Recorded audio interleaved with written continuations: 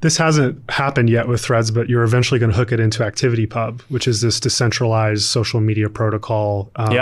It's kind of complicated in layman's terms, but essentially people run their own servers. So instead of having a centralized company run the whole network, people can run their own fiefdoms. It's federated. So Threads will eventually hook into this. This is the first time you've done anything, I think, really meaningful in the decentralized social media space. Yeah, and we're building it from the ground up. So, I mean, I've always believed in this stuff. I mean, a lot of this hasn't.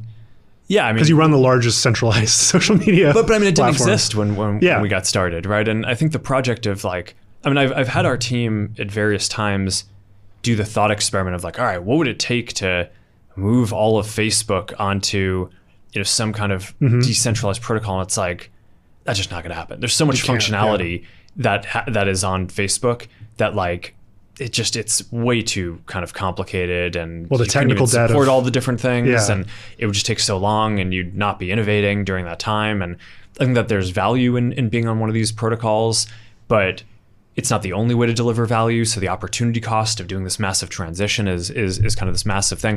But when you're starting from scratch, you can just design it so it can work with that. And we want to do that with this because I thought that was one of the interesting things that's evolving around this. Kind of the Twitter competitive space is a lot of the others. There is a real ecosystem around that, and I think it's interesting. So what does that mean for a company like yours long term if people gravitate more towards these decentralized protocols over time? Where does a big centralized player fit into that picture?